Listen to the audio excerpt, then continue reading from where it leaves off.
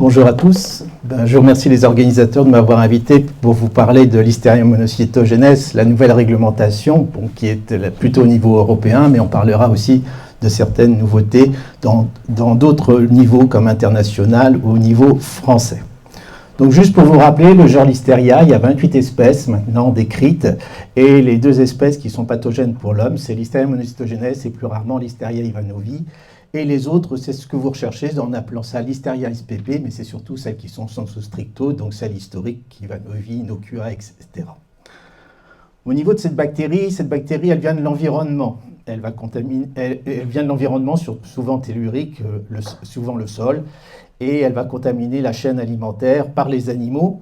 Et bien, récemment, on a eu maintenant le poulet qui est un vecteur qui permet la transmission de Listeria, et aussi maintenant par les végétaux, et on a les produits véganes qui ont été contaminés. Donc, c'est-à-dire que si vous voulez échapper aux agents zoonotiques en ne consommant plus de viande, eh bien, vous pouvez aussi avoir une listériose en étant végane. Au niveau des principales caractéristiques de cette bactérie, donc gram-positif, elle est très résistante au sel, on dit qu'elle vit dans les saumures, elle a une large gamme de pH de 4,3 à 9, une large plage de température de 0 à 45 degrés. Alors c'est important parce que ce sont des valeurs cardinales qui sont utilisées dans les modèles mathématiques pour faire les durées de vie des produits. Elle pousse à la température du réfrigérateur. Donc dans les années 60, on a inventé un incubateur, si on peut dire, très spécialisé. On a une croissance optimale à une AW de 0,97. On a des complexes clonaux qui sont tolérants aux biocides et elles forment des biofilms seuls ou plutôt avec d'autres bactéries qui vont la protéger.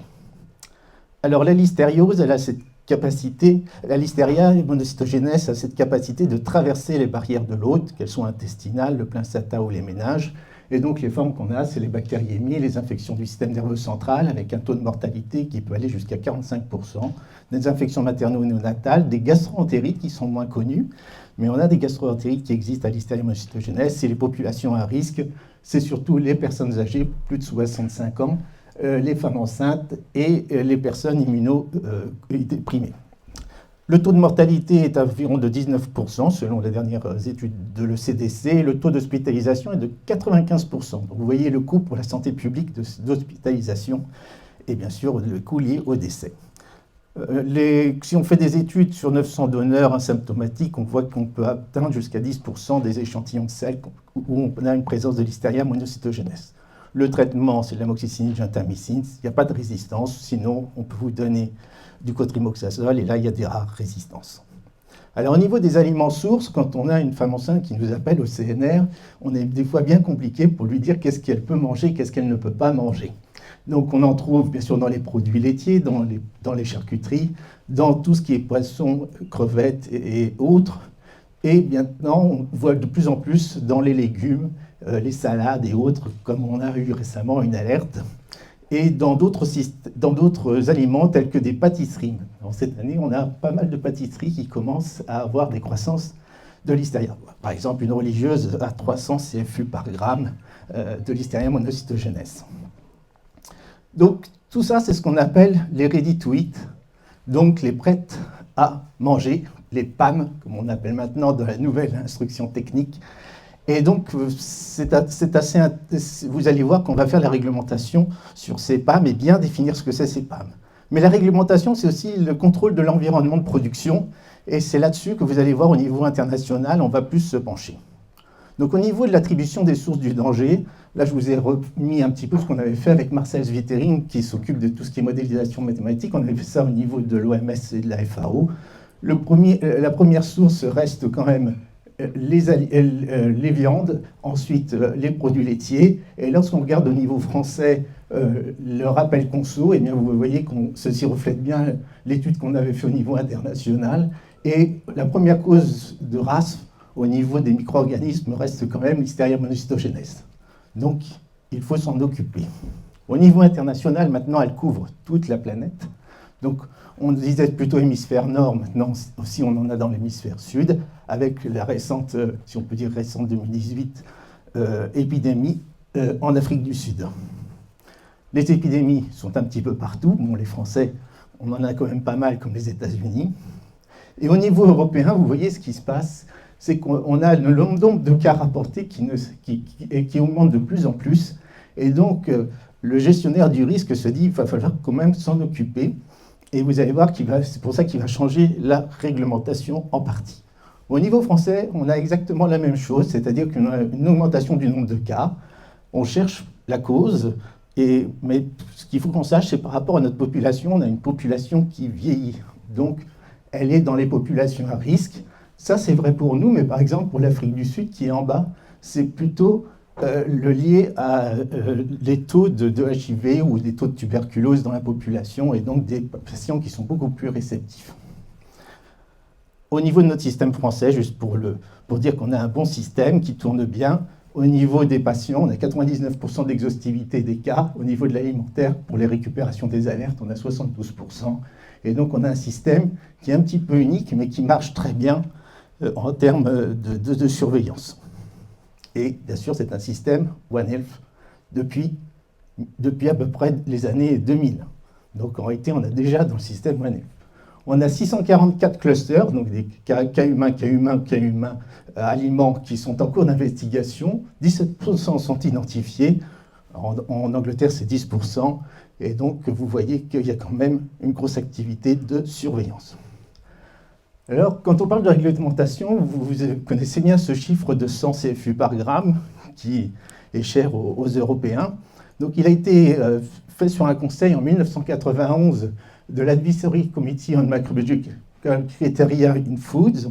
Et ce critère de 100, en réalité, il a été défini par rapport à des épidémies et par rapport aux modèles animaux de l'époque.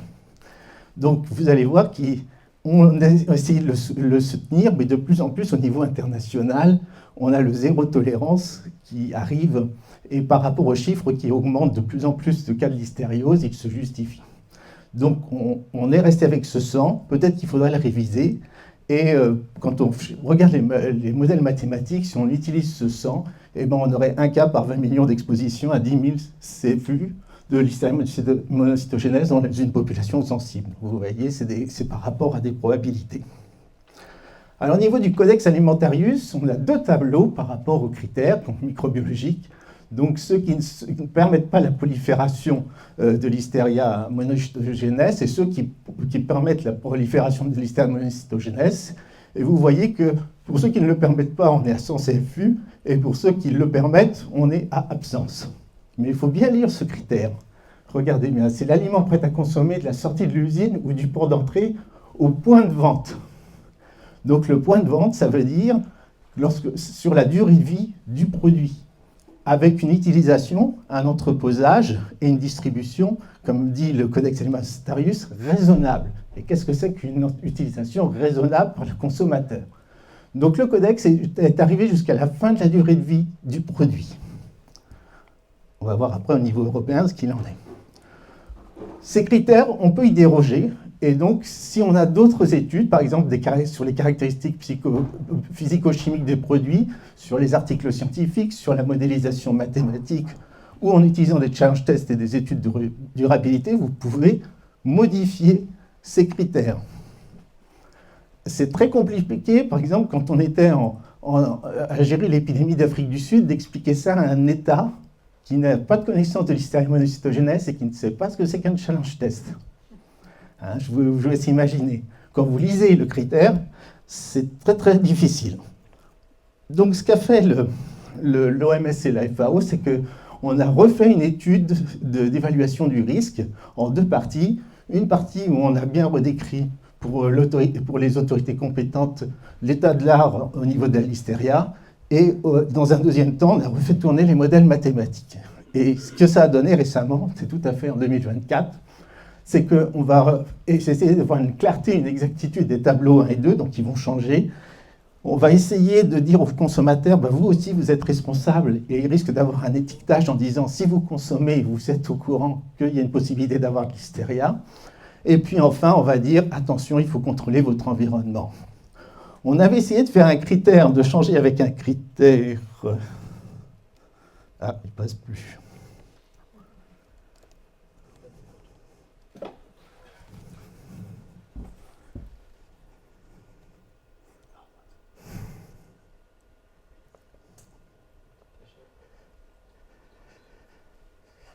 Ouais, on avait essayé de faire un critère en fonction de la virulence du pathogène, de Listeria monocytogenes, avec Martin Wiedemann et d'autres.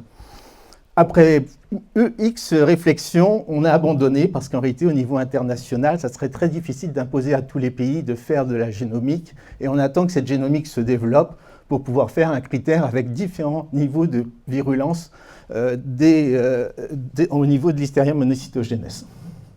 Donc vous voyez, on a quand même été jusqu'à un petit peu un aspect de critère kamikaze, mais on est revenu en arrière pour des questions de pratique au niveau mondial. Alors la réglementation européenne, ça c'était au niveau international, donc vous voyez, c'est en train de changer.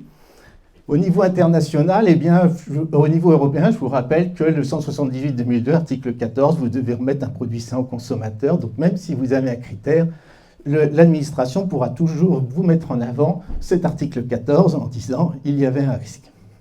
Au niveau de la réglementation européenne, on a le critère de sécurité Listeria monocytogenes que vous connaissez, soit le non détecté pour tout ce qui est aliments à destination de fin médicale, soit si ça permet ou ne permet pas la croissance, permet la croissance, c'est 100 CFU par gramme si ça ne permet pas, sinon c'est non détecté, avant que la denrée alimentaire n'ait quitté le contrôle immédiat de l'exploitant du secteur alimentaire qui l'a fabriqué. Donc là, on est au niveau de l'industriel. On n'est pas à la fin de la durée de vie du produit, par rapport au premier critère du Codex Alimentarius. Et si vous pouvez, donc si vous pouvez montrer à l'administration que vous... Peut-être je vais passer à l'autre, qui sera plus simple. Donc si vous avez la denrée alimentaire prête à consommer, oui ou non. Alors maintenant, on a une instruction technique en France qui vous permet de déterminer si c'est oui ou non un PAM. Le critère sécurité ne s'applique pas, ou si elle est destinée aux nourrissons, vous avez cet aspect d'absence. Et si l'aliment permet a priori la croissance de LM, si c'est non, c'est limité à 100 CFU par gramme. Sinon, l'exploitant est-il en mesure de prouver que que le Listeria monocytogenes est inférieur à 100 CFU par gramme tout au long de la durée de vie? Si c'est oui, on reste avec le critère de 100. Si c'est non, ça devient l'absence dans 25 grammes.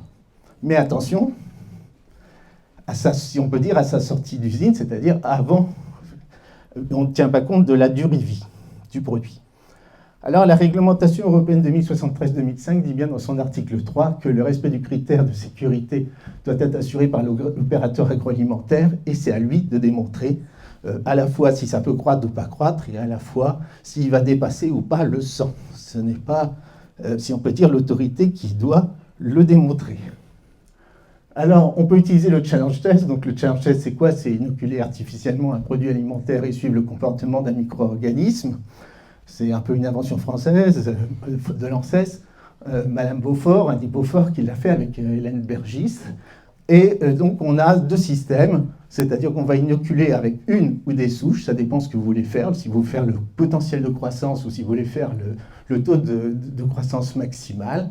Et donc, vous allez déterminer si vous allez dépasser le 100 ou pas. Alors, soit on fait plutôt le potentiel de croissance avec ce 0,5 entre le départ et la fin, en fin de durée de vie, le dénombrement pour savoir s'il y a une différence. Si c'est inférieur à 0,5, on n'a pas de croissance normalement, donc c'est la première partie, c'est le tableau 1, sinon on est dans le tableau 2 si on est supérieur à 0,5.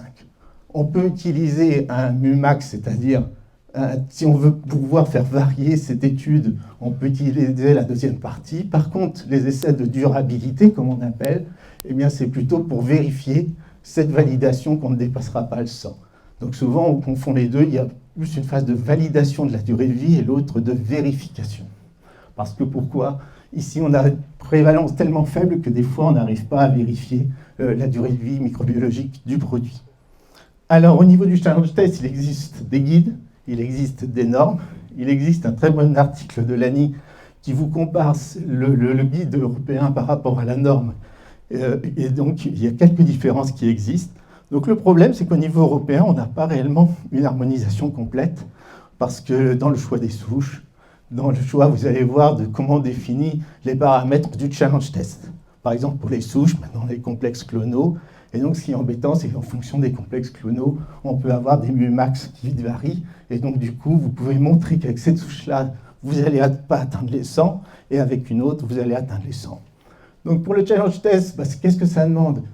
Souvent pour vous, laboratoire, de le sous-traiter à un laboratoire accrédité, ou qu'il le sera, en fonction de quel référentiel pour le futur. Et puis ensuite, c'est de savoir le procédé de fabrication, le conditionnement, les caractéristiques, la composition du produit et la connaissance sur le pathogène.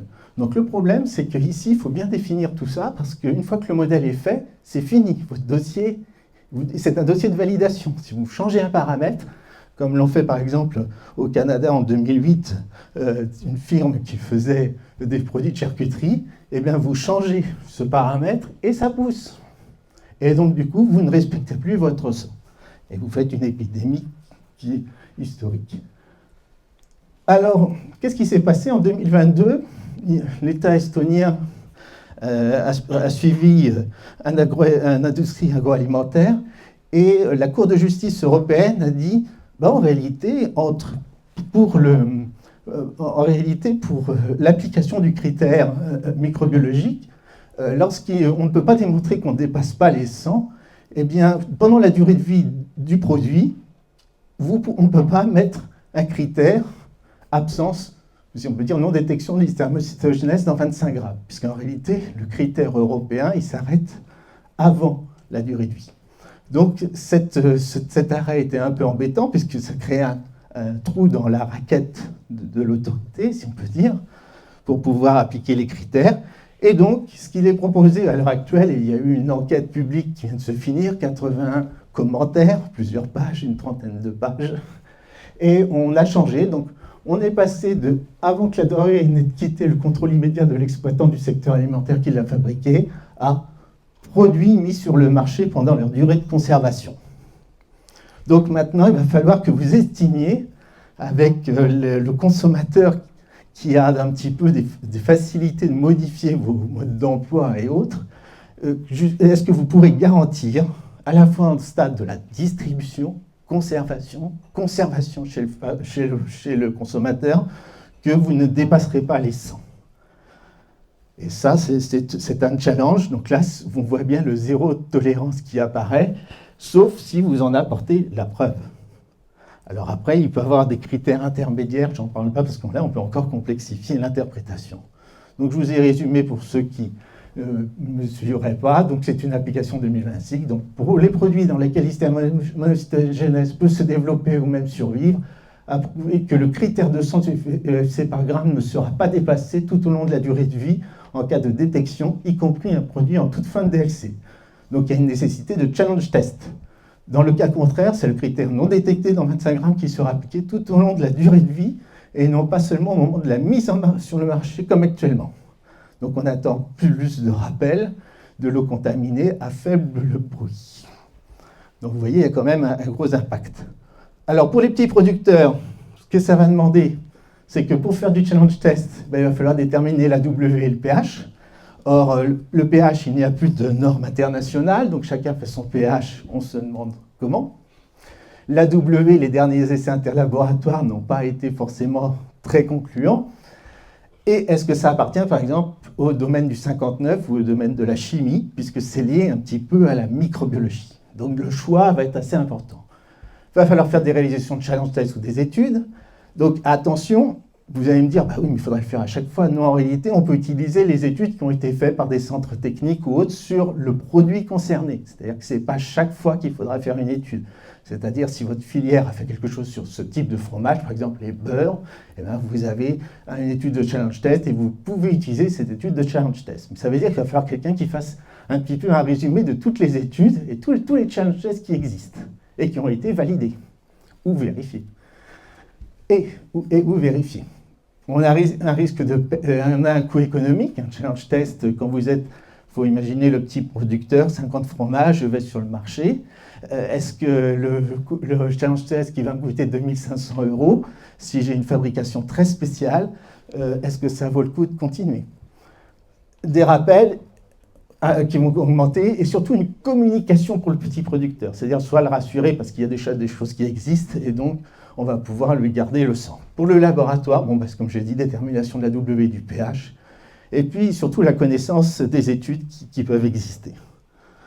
Au niveau français, eh bien c'est quelque chose qu'on faisait déjà dans le guide de gestion des alertes. Donc en réalité, vous êtes déjà un petit peu privilégié, parce qu'en réalité, on avait un petit peu, lorsqu'on n'avait pas ce 100 CFU par gramme, on retombait sur le critère de non-détection et d'absence. Donc en réalité, par le guide de gestion des alertes, qui est très bien fait, qui a été révisé, on est réellement très pratico-pratique et on est un petit peu devancé ce problème. Au niveau de la France, on a l'instruction technique DGL qui a été publiée donc, sur les modalités environnementales sur tout ce qui est environnement défavorable, notification des alertes, importance du PMS et rappel de l'application du code rural, c'est-à-dire que quand vous avez connaissance quand vous avez la connaissance d'une non-conformité, il faut la déclarer si votre PMS, bien sûr, n'a pas pu le maîtriser. Et puis ensuite, vous avez cette note de 2023 qui était liée un petit peu à la décision de la Cour de justice européenne, c'est-à-dire qu'est-ce que c'est un PAM, qu'est-ce que c'est pas un PAM, quels sont les critères à suivre en France, et avec la notion de typage des souches. Alors en plus de ça, en 2024, le document d'instruction technique sur les durées de vie microbiologiques des produits a évolué. Donc soyez à jour, parce qu'en réalité, en 2026, si on reste avec ce critère, il va s'appliquer. Et il a bien changé quand même, et il reste un petit peu, quand on lit, un petit peu flou sur est-ce qu'il faut utiliser le guide de 2021 de l'ANSES, de l'URL, le guide de 2023, est-ce qu'il faut utiliser la norme internationale de 2019. Donc ça a une importance parce que c'est un coût économique et un investissement de faire un challenge test. Alors juste pour vous signaler que dans les MRA, donc ça il y en a qui je pense le connaissent déjà, un exemple, dans l'étude MRA, on a bien dit que, attention, si vous avez beaucoup d'Ivanovi dans vos produits, il faut peut-être penser à un rappel. Donc ça c'est quelque chose, c'est pour vous, là on peut vous demander l'article 14 du 178-2002, c'est-à-dire que on a quand même statué au niveau de l'OMS-FAO certains cas particuliers. Je vous invite à lire les exemples parce que vous pourriez les avoir dans vos comptes rendus et on vous a donné l'avis du groupe d'experts qui avait été donné. Donc, légalement, un avocat pourrait s'appuyer dessus. Donc, juste, je vous préviens. Au niveau des méthodes, donc, bon, on sait que ces méthodes sont bien mises en route et maintenant elles vont jusqu'au typage avec l'instruction technique. Et les contraintes du laboratoire qu'on est en train de discuter en ce moment avec l'AFNOR et le COFRAC, donc on m'a dit je dois garder le silence sur certaines décisions, c'est-à-dire que normalement pour les PSPC, vous devez faire la détection et le dénombrement en même temps. Plan de surveillance, plan de contrôle. Pour les autocontrôles, souvent vous demandez pour des questions économiques la détection et après le dénombrement. Le problème, c'est qu'entre-temps, l'entité soumise à essai, elle est conservée. Et quand elle est conservée, vous n'êtes pas sûr d'avoir l'intégrité, c'est-à-dire la même numération que si vous l'aviez fait au temps de la détection. Donc on va vous inviter à mettre une petite phrase, et est-ce que c'est une repasse, c'est-à-dire une réanalyse de l'échantillon, ou c'est deux analyses différentes? Et dans ces cas-là, comment vous prouverez que si vous avez la détection par rapport aux critères qu'on a changés, le sang était respecté ou pas? Donc attention, on est en train d'en discuter parce que pour l'instant, la petite phrase est en train d'être mise au point pour bien signaler qu'on a congelé ou réfrigéré. Mais réfrigéré, je vous préviens que la listeria continue de se multiplier. Congélation, vous changez l'état du produit et vous pouvez avoir un impact sur la numération. Donc, ce qui est important, c'est de voir cette intégrité. Est-ce que c'est des analyses différentes? Est-ce que vous mettez bien la phrase de commentaire sur le rapport? Est-ce que les incertitudes sont bien déterminées? Parce qu'en réalité, le sang, on est plutôt entre 50 et 200. D'ailleurs, on le voit bien si vous lisez l'instruction technique sur les challenge tests ou sur la norme, quand on inocule avec 100, on est plutôt entre 50 et 200. Et puis la vérification des méthodes, parce que votre client, c'est vous le sachant, il va vous demander la LOD ou alors votre pro-répéta pour être sûr que vous êtes bien parce qu'en réalité, s'il a un litige, par exemple, ramener des fromages sur, alors à l'époque c'était toute la Russie, eh bien, ça a un coût économique, et donc on va vous demander de vérifier vos méthodes. Donc même si vous dites historiquement, j'en ai pas besoin de la vérifier, À mon avis, demain, avec ce critère, vous aurez besoin de la vérifier pour des questions de légalité, si jamais il y a des problèmes judiciaires. Alors juste en cas de crise, souvent, moi, je trouve des gens qui ont un super système, un PMS assez compliqué, et ils le gèrent très bien. Puis arrive l'époque hystéria, où ils se retrouvent un petit peu isolés. Donc certains pensent qu'ils pourront camoufler, mais maintenant, avec la génomique ou autre, les croisements entre les patients, on arrive à trouver, même si je vous ai dit, il y a 640 clusters en cours d'investigation, on a des vieux clusters qu'on commence à réidentifier au bout d'un moment, parce que quelqu'un a été consommé l'aliment. Le responsable qualité se retrouve en train de traiter la demande, il est un petit peu solitaire, il demande des conseils, ça je l'ai vécu un petit peu dans d'autres, il est un petit peu tout seul, il a plein de conseils, mais il ne sait pas quel fil mettre. Il faut savoir qu'en réalité, il y a toute une équipe qui est là au niveau de la cellule des autorités compétentes pour vous aider. Et il faut, avec Sophie Bellichon de la MUSE-DGAL, qui fait des choses très pratiques, des instructions techniques très pratiques, et réellement c'est une question d'aide et d'arrêter pour la notoriété de l'entreprise et pour des aspects de protection du consommateur, la contamination et l'épidémie. Alors voilà ce que ça représente dans la cellule Listeria, c'est en permanence toutes ces personnes qui sont en train de, qui agissent pour la surveillance et pour la gestion des clusters. Je vous remercie de votre attention. Et si vous typez des souches, nous avons une banque de données qui peut être utilisée gratuitement. Merci Alexandre.